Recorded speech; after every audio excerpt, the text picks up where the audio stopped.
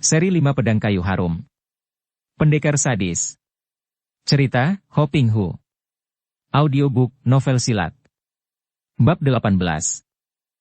Baru sekarang ini Chia Kong Liang mendengar hal seperti itu, maka dia merasa bingung sekali dan akhirnya dia bertanya. Habis, kalau begitu, apakah semua orang jahat itu harus didiamkan saja dan kita kaum pendekar tidak harus menentang mereka? Lalu kalau begitu, dengan apakah kejahatan dapat dihilangkan dari dunia ini, Paman? Yap Kun Leong tersenyum. Jangan tanya kepadaku, aku sendiri juga tidak tahu, Kong Liang. Agaknya hanyalah penyadaran lewat batin, agaknya hanyalah cinta kasih saja yang akan dapat melenyapkan kejahatan. Yang jelas, kalau menggunakan pedang, melalui darah dan pembunuhan, rasanya tidak mungkin kejahatan akan lenyap dari permukaan bumi ini. Kong Liang tidak berani membantah lagi, akan tetapi di dalam hatinya dia merasa tidak setuju sama sekali. Habis, apakah yang harus kita lakukan pada besok pagi-pagi kalau mereka itu datang dan hendak membunuh Paman dan Bibi berdua? Akhirnya dia bertanya dengan suara mengandung kekhawatiran. Jangan engkau sembarangan turun tangan, Kong Liang. Biarkan aku seorang menghadapi mereka. Aku ingin mendamaikan urusan ini. Akan kuhadapi dengan kelembutan agar mereka itu sadar dan tidak melanjutkan dendam permusuhan yang tiada gunanya ini. Kaum sesat yang jahat itu mana mau tahu tentang damai? Bagaimana kalau mereka itu berkeras dan hendak membunuh kita?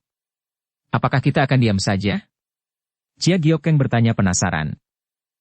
Tenanglah, biarkan aku menghadapi mereka. Kita lihat saja nanti bagaimana perkembangannya. Aku tidak percaya bahwa mereka tidak akan mau mendengarkan kata-kata yang baik. Karena Yap Kun Leong berkeras dengan kehendaknya untuk menghadapi pihak musuh dengan jalan damai, akhirnya istrinya pun tidak mau membantah dan mereka lalu membicarakan hal yang mengenai keadaan pihak kedua keluarga dan bercakap-cakap dengan gembira. Kesehatan Chia Giokeng agaknya pulih kembali dengan kedatangan keponakannya itu. Memang sesungguhnya lah, dia merasa gembira sekali dengan kedatangan Chia Kong Liang. Bukan hanya gembira karena memperoleh kunjungan keponakannya yang disayangnya itu, akan tetapi juga diam-diam hatinya lega karena dia maklum bahwa pemuda itu merupakan seorang pemuda yang sakti dan telah mewarisi kepandaian adiknya yang menjadi ketua Chin Ling Pai, maka tentu saja dia dapat mengandalkan bantuan Kong Liang kalau musuh yang datang itu terlalu kuat. Memang dia amat percaya akan kesaktian suaminya, Yap Kun Leong, akan tetapi suaminya, juga dia sendiri, sudah amat tua dan sudah belasan tahun lebih tidak pernah berkelahi. Malam itu Yap Kun Leong tidur dengan nyenyak. Pendekar tua ini seolah-olah sudah melupakan ancaman dalam surat itu. Akan tetapi tidak demikian dengan Chia Giokeng. Nenek ini sukar sekali pulas karena perasaannya selalu membayangkan datangnya musuh-musuh yang tentu amat tangguh itu. Pihak musuh tentu bukanlah orang-orang tolol yang hendak mengantar nyawa. Kalau mereka sudah berani datang secara itu, yaitu dengan mengirim dulu peringatan, tentu mereka itu sudah merasa yakin akan kekuatan mereka sendiri. Nenek ini tidak tahu bahwa keponakannya, Chia Kong Liang, malam itu beberapa kali bangun dan keluar dari kamar untuk meronda, memeriksa di sekitar pondok sunyi itu, kemudian lewat tengah malam, Kong Liang tidak tidur lagi melainkan duduk bersila untuk berjaga-jaga. Pada keesokan harinya, pagi-pagi sekali puncak Gue Huasan diselimuti kabut. Pondok kecil tempat tinggal suami istri tua itu juga terbungkus kabut. Hawa cukup dingin dan suasana amatlah sunyinya. Bahkan burung-burung agaknya malas untuk meninggalkan pohon karena kabut demikian tebalnya. Matahari juga masih jauh tenggelam di balik bukit di timur, akan tetapi cahayanya sudah mulai mengusir kegelapan malam sehingga kabut mulai nampak keputihan bergerak perlahan seperti sekumpulan domba malas yang digiring meninggalkan puncak. Kukuruyuk. Tiba-tiba keruyuk jago di dalam kandang di belakang pondok itu terdengar nyaring dan merdu. Keruyuk pertama yang bergema di seluruh permukaan puncak.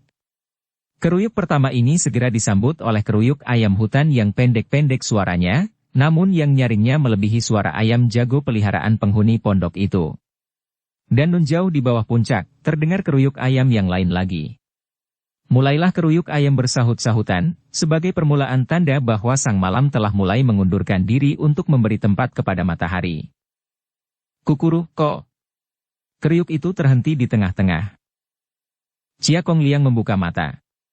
Dia masih duduk bersama di.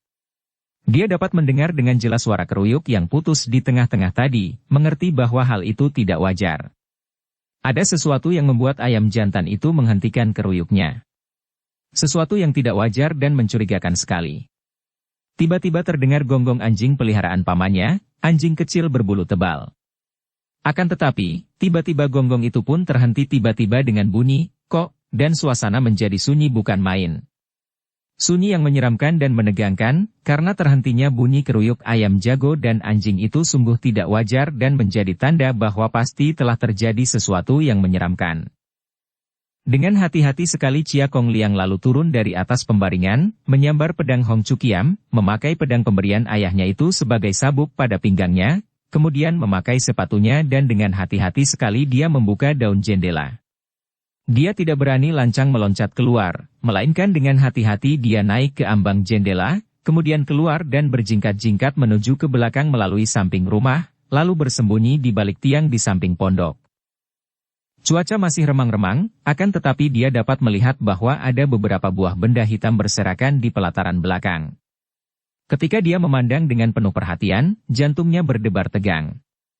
Tidak salah lagi, benda-benda itu adalah bangkai beberapa ekor ayam dan seekor anjing. Dia mengepal tinju. Musuh-musuh pamannya telah datang. Dan, sesuai dengan isi surat, telah mulai melakukan pembunuhan-pembunuhan, mula-mula mereka membunuh ayam-ayam dalam kandang kemudian membunuh anjing yang agaknya dapat mencium kedatangan mereka tadi. Kong Liang merasa betapa jantungnya berdebar dan hatinya panas sekali. Sungguh kurang ajar musuh-musuh yang datang ini, pikirnya. Dia sudah ingin meloncat keluar dan menantang musuh-musuh itu ketika tiba-tiba dia melihat berkelebatnya orang dan kiranya pamannya, Yap Kun Leong, telah berada di situ, berdiri di tengah-tengah pekarangan itu dengan tegak. Yap Kun Leong telah berada di sini, yang mempunyai urusan dengan aku silakan datang, terdengar pendekar tua itu berkata dengan suaranya yang halus dan tenang. Bagus sekali, orang telah siap menerima kematian, terdengar suara wanita yang nyaring dan berturut-turut. Dari 3 penjuru nampak bayangan-bayangan berkelebatan cepat dan tahu-tahu di situ telah muncul 4 orang. Orang pertama yang muncul adalah seorang dara yang usianya masih muda, tidak lebih dari 19 tahun, pakaiannya terbuat dari sutera yang halus namun potongannya ringkas sehingga mencetak tubuhnya yang langsing dan padat, rambutnya digelung dengan hiasan emas permata, di punggungnya tergantung sebatang pedang yang gagang dan sarungnya diukir indah. Dihias ronce-ronce warna kuning, kedua lengannya memakai gelang emas. Seorang dara yang manis sekali dan dia pun sama sekali tidak kelihatan seperti orang jahat karena selain manis dia pun berwajah ramah penuh senyum, sungguh pun pada saat itu dia memandang kepada kakek Yap Kun Leong dengan sinar mata mengandung kemarahan dan kebencian. Adapun 3 orang lainnya adalah laki-laki berusia kurang lebih 50 tahun, ketiganya mengenakan pakaian serba putih seperti orang berkabung dan wajah mereka menunjukkan bahwa mereka adalah orang-orang kasar yang biasa hidup menghadapi kesulitan dan kekerasan. Yang termuda di antara mereka mempunyai tahi lalat besar di tepi hidungnya, seorang lagi berjenggot panjang sampai ke dada, sedangkan yang tertua kehilangan sebelah telinga kirinya. 3 orang kakek ini pun masing-masing mempunyai sebatang pedang tergantung di punggung mereka. Kalau dara itu hanya tersenyum dan memandang tajam, 3 orang kakek itu tertawa girang dan orang tertua yang telinga kirinya lenyap itu berkata. Setelah Yap Kun Leong muncul, mana wanita bernama Chia Giokeng itu? Suruh dia keluar sekalian menerima kematian. Yap Kun Leong sudah memesan kepada istrinya agar jangan keluar, akan tetapi dia merasa khawatir melihat sikap orang-orang yang datang ini. Kalau mereka mengeluarkan kata-kata kasar, dia tidak berani menentukan bahwa istrinya akan dapat bersabar untuk tidak keluar. Maka cepat dia lalu menjura kepada mereka. Cui berempat telah datang. Katanya sambil melirik ke arah bangkai anjing dan beberapa ekor ayam itu. Dan kalau aku tidak salah menduga, agaknya Cui yang mengirim surat 3 hari yang lalu. Apakah Cui masih ada hubungan dengan Padang Bangkai? Bukankah Padang Bangkai telah menjadi wilayah kediaman pendekar Lembah Naga? Dia memancing, karena dia tahu bahwa kini yang mendiami istana Lembah Naga adalah Chia Sin Leong dan Padang Bangkai merupakan bagian dari Lembah Naga. Yap Kun Leong, lupakah engkau kepada Ambin Chiu Kui dan Choa Tok Sian Li? Mereka itu adalah kakek dan nenekku, aku So Chian Ling hari ini datang untuk membalas dendam kematian mereka. Suruh Chia Giokeng keluar untuk menebus kematian nenekku seperti engkau, yang harus menebus kematian kakekku, kata dara itu dengan suaranya yang nyaring. Dan kami bertiga adalah murid-murid mereka, kami bertigalah yang mewarisi ilmu-ilmu dari suhu Angbin Ciukui dan Subo Choatok Xianli. Sayang ketika mereka terbunuh, kami baru berusia 10 tahun lebih. Akan tetapi kami mewarisi ilmu-ilmu mereka dan setelah belajar selama puluhan tahun, hari ini kami datang untuk membalas dendam, kata kakek yang telinga kirinya buntung. Yap Kun Liong mengangguk-angguk. Memang, tidak perlu kusangkal bahwa Angbin Ciukui dan Choatok Xianli yang ketika itu menjadi penghuni padang bangkai telah tewas di tangan kami.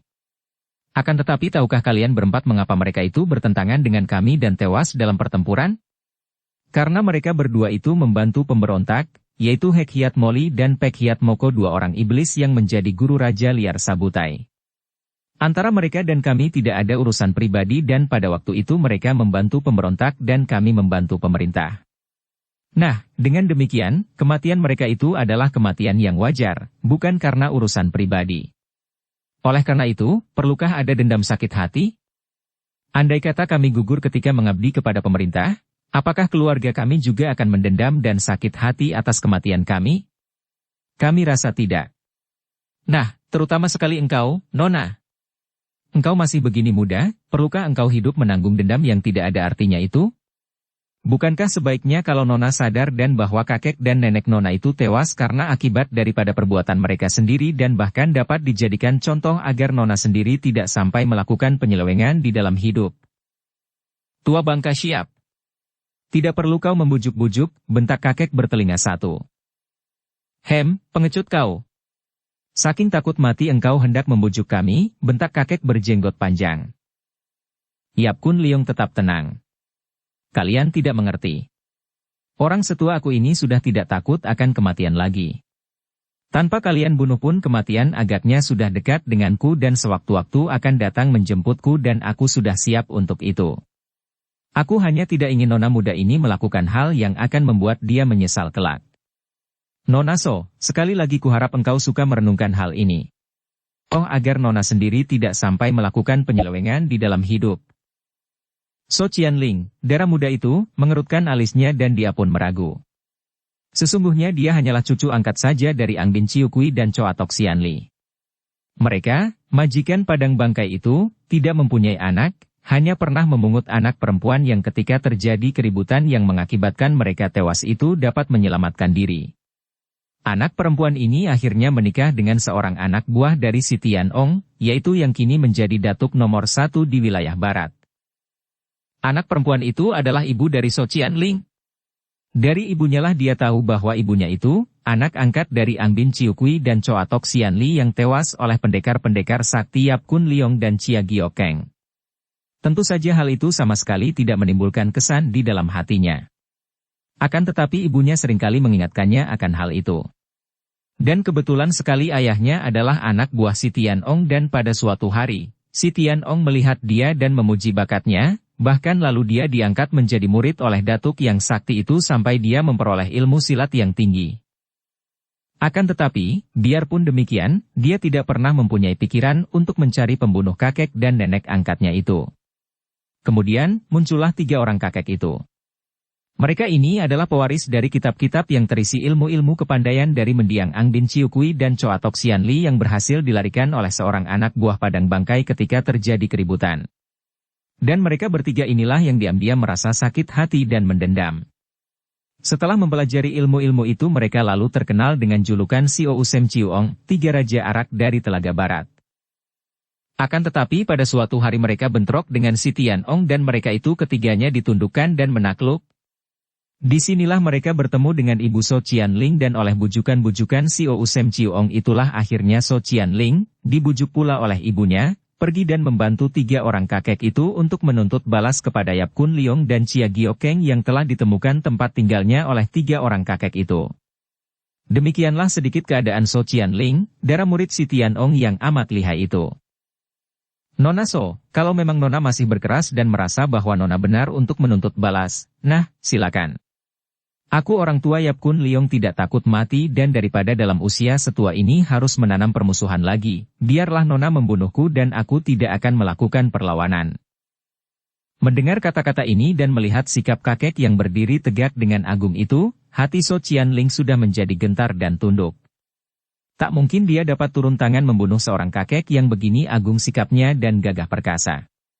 Dia sudah tunduk dan merasa kagum, bahkan mulai merasa malu atas sikapnya dan juga atas perbuatan 3 orang kakek itu membunuhi anjing dan ayam-ayam itu. So Qianling ragu-ragu dan bengong, tidak tahu apa yang harus dilakukan atau bahkan dikatakan. Akan tetapi, kakek ketiga yang bertahi lalat di dekat hidungnya, agaknya sudah tidak dapat menahan kemarahannya lagi. Tua bangka pengecut, teriaknya dan dia sudah menerjang ke depan dan memukulkan tangan kanannya yang terkepal ke dada Yap Kun Leong.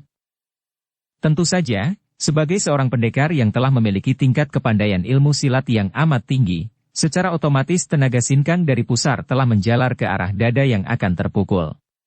Kakek ini amat lihai, bahkan dialah pewaris pertama dari ilmu mujizat Tikai Beng dari pendiri Qin Ling Pai sehingga kalau dia menghendaki, tentu saja dengan mudah dia dapat menangkis, mengelak atau juga menerima pukulan itu tanpa melukai dirinya. Akan tetapi, kakek ini sudah mengambil keputusan untuk menghindarkan kekerasan dan menghadapi kekerasan lawan dengan kelembutan dan usaha damai, maka dia pun cepat menarik kembali tenaganya dan menerima pukulan itu dengan begitu saja, tanpa disertai tenaga sinkang yang melindungi tubuhnya. Bu! Dukung channel Novel Silat dengan subscribe, follow, like, komen dan share. Pukulan itu keras sekali dan karena tubuh tua itu tidak terlindung sinkang, maka tubuh Yap Kun Leong terlempar sampai 3 meter jauhnya lalu terbanting ke atas tanah sampai bergulingan. Sejak tadi, Chia Kong Liang sudah merasa marah bukan main dan hanya karena hormatnya kepada kakek yang menjadi kakak ibunya itu maka dia bertahan diri dan hanya mengintai saja dengan muka berubah merah mendengar betapa kakek itu dihina orang. Akan tetapi ketika dia melihat paman tuanya itu dipukul sampai tunggang langgang dan dia tahu bahwa pamannya itu sama sekali tidak mau mengerahkan tenaga, dia terkejut bukan main. Pukulan itu bisa mematikan. Akan tetapi pada saat itu, 2 orang kakek, yaitu yang bertahi lalat dan yang berjenggot panjang, kakek ketiga dan kedua, sudah berloncatan untuk menyerang Yap Kun Leong yang belum bangkit duduk. Dan pada saat itu nampak berkelebat bayangan 2 orang yang tahu-tahu sudah tiba di depan Yap Kun Leong dan 2 orang pemuda telah menangkis pukulan 2 orang kakek itu.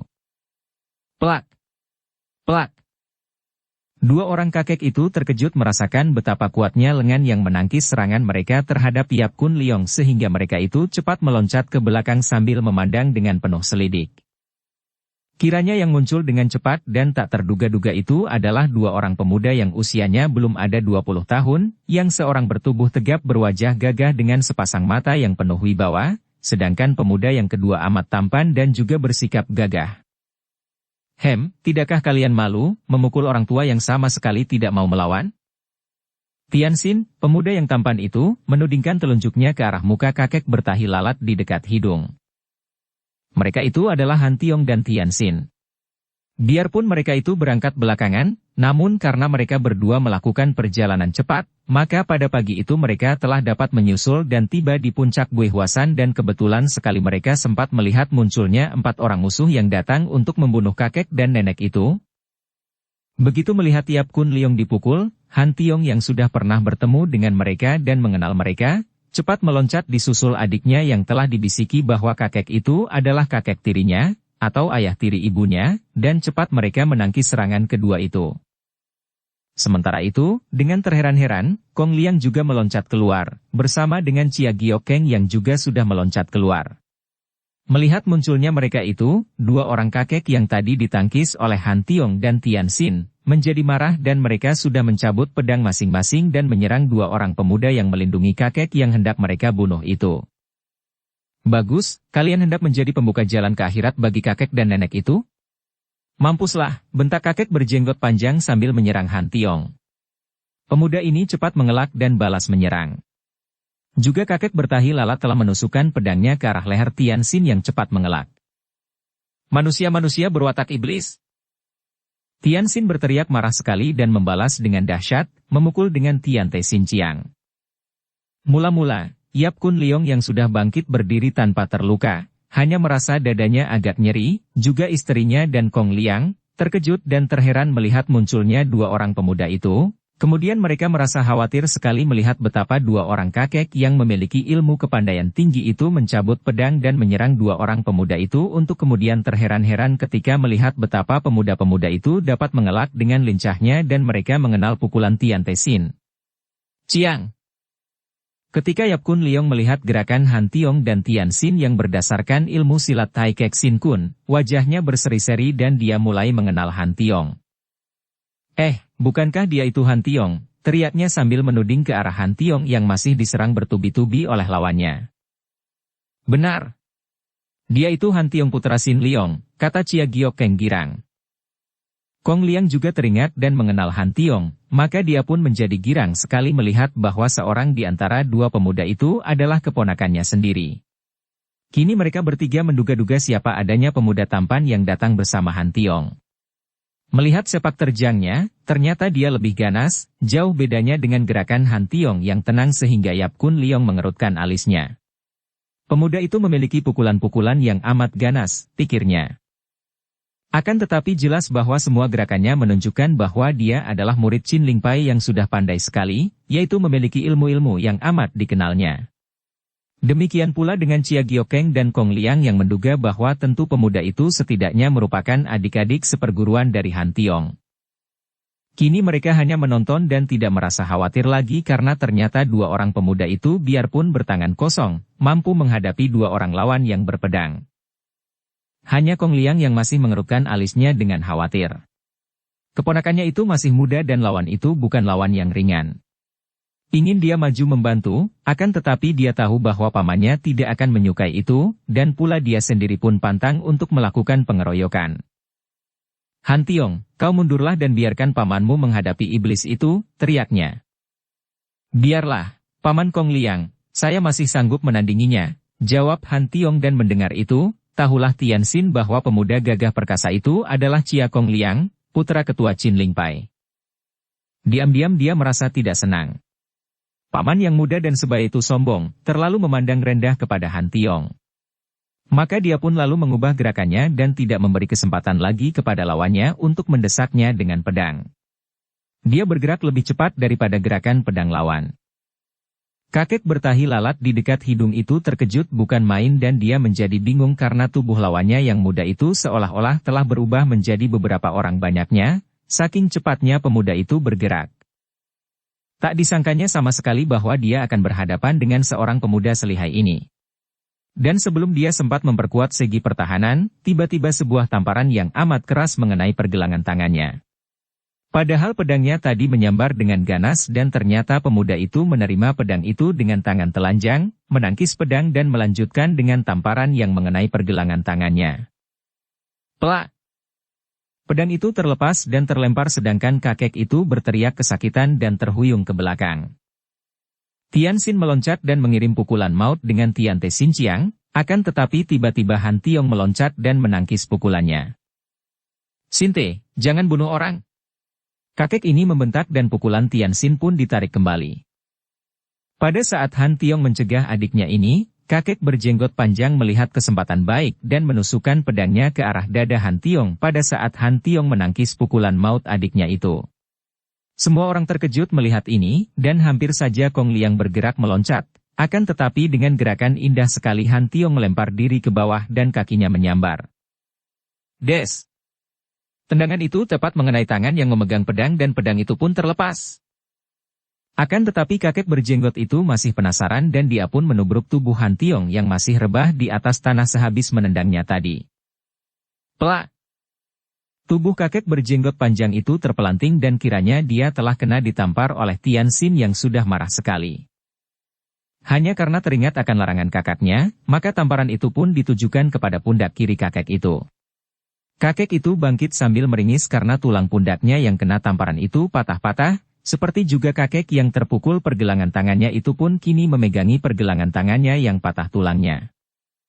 Tentu saja kakek bertahi lalat dan kakek berjenggot panjang itu tidak mungkin dapat bertempur lagi setelah tulang pergelangan tangan dan tulang pundaknya patah. Kini kakek pertama yang kehilangan telinga kirinya itu maju. Wajahnya agak pucat karena dia sangat terkejut menyaksikan kekalahan dua orang sutenya. Berbeda dengan dua orang kakek pertama tadi, kakek yang buntung telinga kirinya ini bersikap hati-hati. Ah, kiranya di sini berkumpul orang-orang muda yang lihai. Katanya untuk menutupi rasa kaget dan kecewanya. Baiklah, dua orang dari kami telah kalah, akan tetapi bukan berarti bahwa kami semua telah menyerah. Masih ada kami berdua yang belum maju. Nah, siapakah yang akan menghadapi aku, katanya sambil mencabut pedangnya. Dari cara dia mencabut pedang dan dari bunyi pedangnya, yang berdesing nyaring sekali ketika dicabut, jelaslah bahwa tingkat kepandaian kakek yang buntung telinga kirinya ini lebih tinggi dibandingkan dengan dua orang kakek tadi. Melihat ini, Kong Liang menjadi khawatir akan keselamatan keponakannya, maka dia sudah meloncat ke depan dan memegang lengan Han Tiong. Han Tiong, kau mundurlah. Kakek ini lawanku. Paman. Kata Han Tiong yang memberi isyarat kepada Tian Xin untuk mundur pula. Karena keadaan, maka Han Tiong belum sempat banyak bicara dengan kakek dan nenek itu, hanya memberi hormat sambil berlutut yang diturut pula oleh Tian Xin yang juga belum sempat memperkenalkan diri. Yap Kun Leong memberi isyarat dengan tangan menyuruh mereka berdiri dan mereka semua kini menonton Kong Liang yang menghadapi kakek telinga buntung. Kakek itu menyilangkan pedangnya di depan dada sambil berkata, "Orang muda, aku telah siap, engkau mulailah."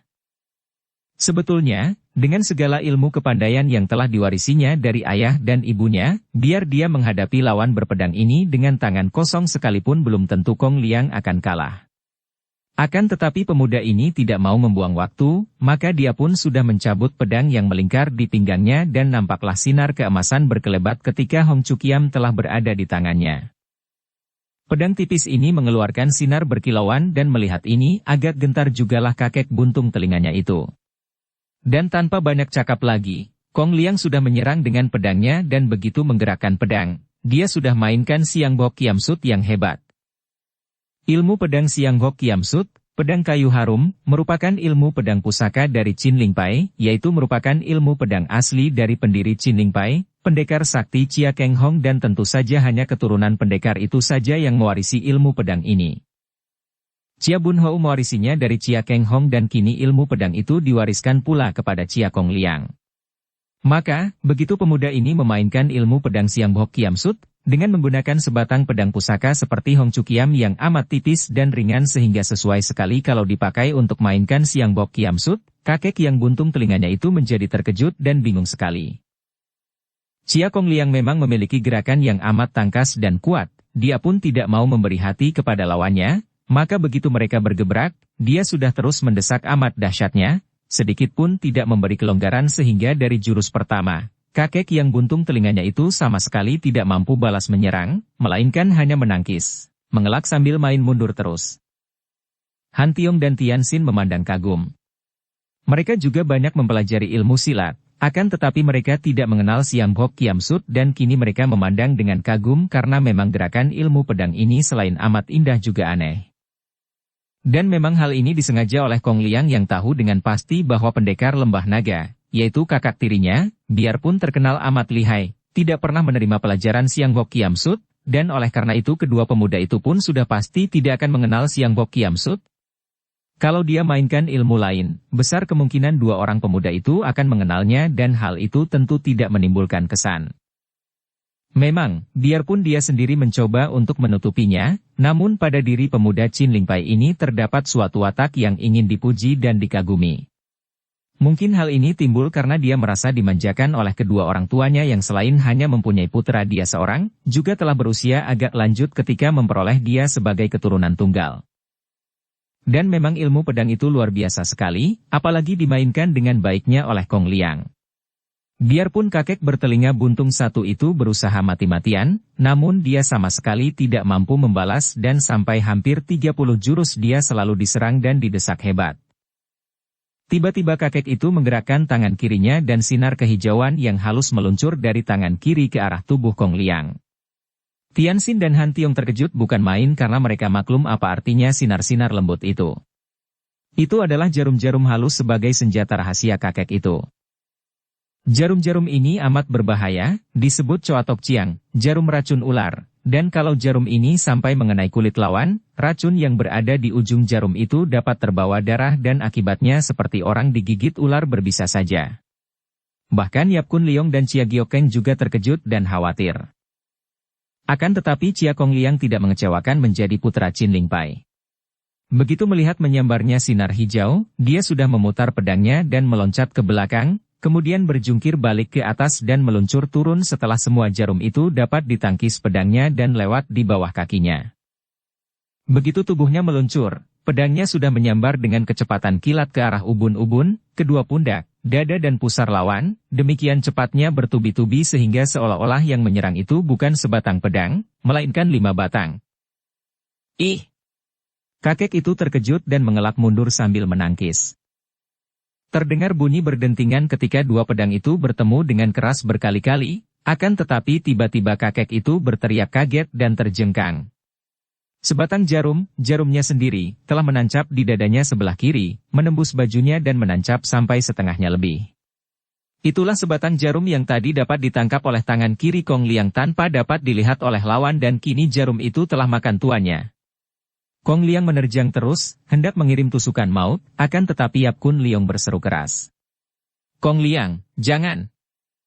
Namun pedang telah digerakkan, tak mungkin dapat ditarik kembali dan pemuda itu hanya dapat memiringkan tangannya saja sehingga pedang yang tadi menusuk dada, kini menyeleweng dan hanya mengenai pangkal lengan. Namun luka yang didatangkan tusukan itu cukup lebar dan dalam, membuat kakek itu mengaduh dan meloncat mundur. Pangkal lengan kanannya luka, juga dadanya yang sebelah kiri terkena jarum beracun yang harus cepat diobatinya, maka tentu saja dia tidak dapat melanjutkan pertandingan dan melangkah mundur dengan muka pucat.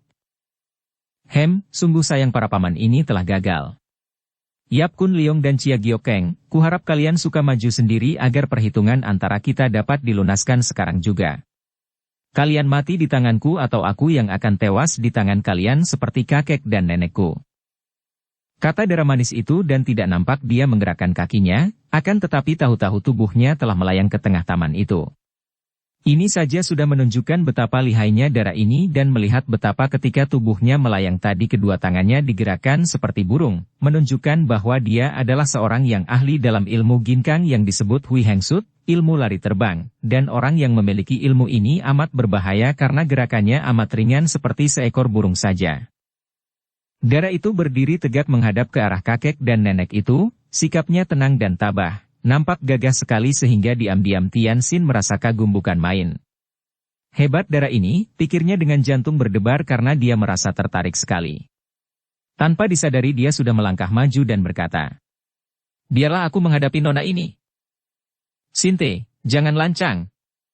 Han Tiong mencela adiknya.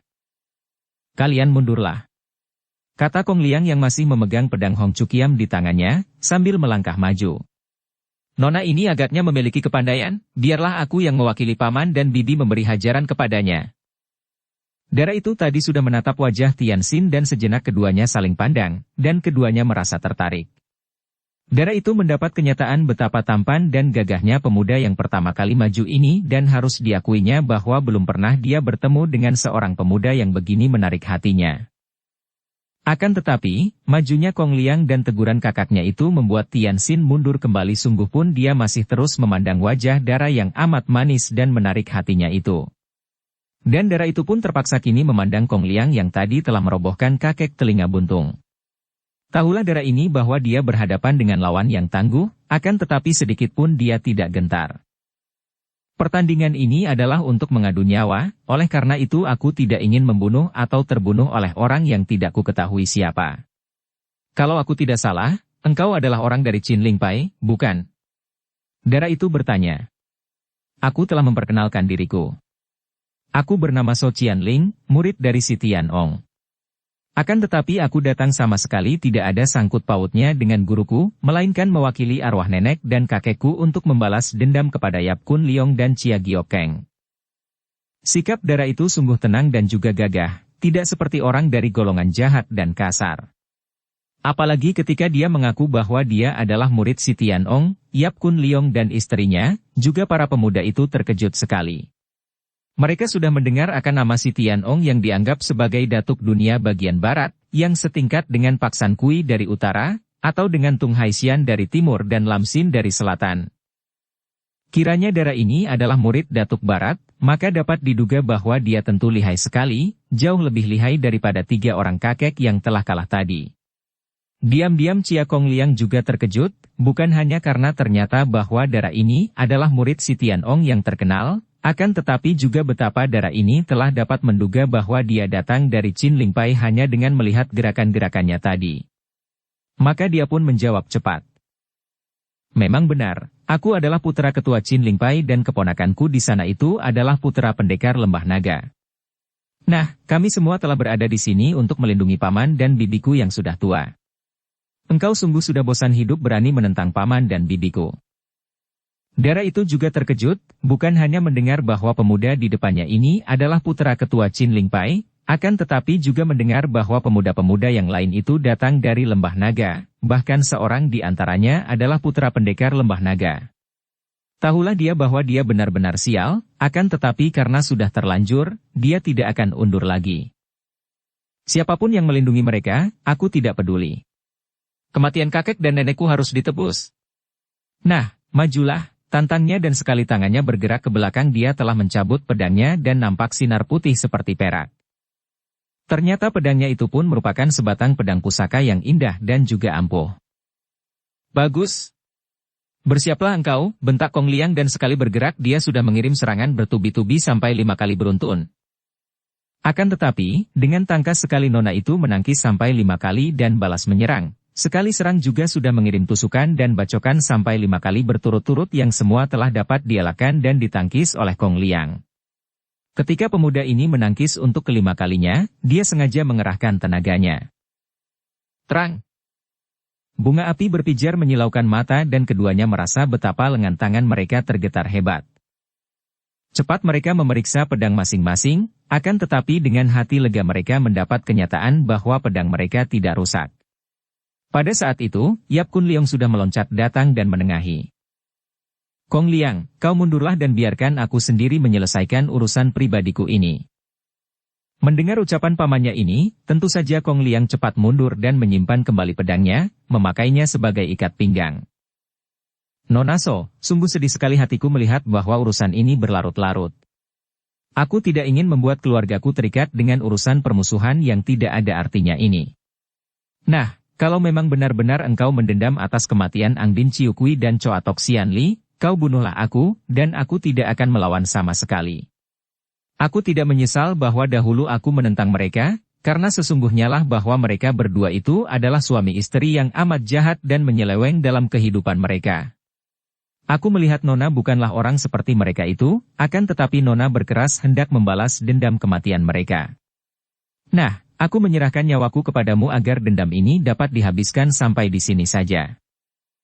Melihat kakek yang penuh wibawa itu memasang dada dan siap menerima kematian, Dara itu melangkah mundur dan mukanya berubah agak pucat.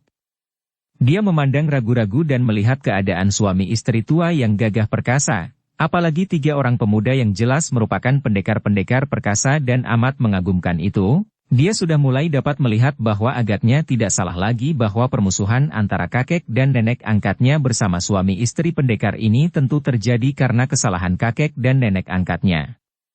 Apalagi kalau mendengar penuturan Yap Kun Leong bahwa kematian itu terjadi dalam perang. Akhirnya dia membalikkan tubuhnya dan berkata kepada 3 orang kakek yang sudah terluka tadi. Sudahlah, mari kita pergi dari sini. Tetapi, dendam kita. Kakek yang buntung telinga kirinya membantah. Sudah, tidak ada urusan dendam lagi bagiku. Aku tidak mau lagi mendengar bujukan kalian, kata So Qianling dan dia lalu menengok, memandang kepada Tian Xin lalu bibirnya membentuk senyum yang mewakili hatinya, dan sekali meloncat dia lenyap dari situ. 3 orang kakek itu tentu saja sudah kehilangan nyalinya melihat Dara itu tidak mau membantu mereka, dan tanpa pamit mereka itu pun berlari pergi. Baru sekarang, setelah semua pengacau pergi, kakek dan nenek itu merasa gembira sekali. Yap Kun Leong lalu memandang Han Tiong dan berkata, "Bocah nakal, mengapa kau datang tanpa memberitahu? Mengagetkan saja. Dan kau sudah begini besar, dan gagah perkasa seperti ayahmu. Hebat sekali gerakan-gerakanmu tadi." "Ah, saya masih banyak mengharapkan petunjuk dari Lo Cianpue," kata Han Tiong dengan sikap merendah, lalu memandang kepada Kong Liang sambil berkata, "Paman Kong Liang, Ilmu pedangmu tadi sungguh membuat aku kagum bukan main. Kong Liang tersenyum, diam-diam merasa bangga. Akan tetapi dia memandang kepada Tian Xin dan bertanya kepada Han Tiong. Siapakah temanmu ini, Han Tiong? Iya, siapakah dia ini? Xia Giokeng menyambung dan sejak tadi dia menatap wajah pemuda yang tampan itu. Ditanya begini, sebelum Han Tiong menjawab, Tian Xin sudah menjatuhkan diri di depan Xia Giokeng sambil berkata. Nenek, cucumu yang bodoh mohon ampun bahwa baru sekarang dapat datang menghadap. Tentu saja Xia Giokeng menjadi kaget dan bingung, akan tetapi pada saat itu Han Tiong berkata dengan hati terharu. Dia ini adalah Cheng Tianxin yang menjadi adik angkat saya dan menjadi murid ayah, dia adalah putra dari paman Cheng Han Hou dan bibi Lia Xiaoxi. Xia Giokeng menjerit dan mengangkat bangkit pemuda itu, menatap wajahnya dan kemudian merangkulnya.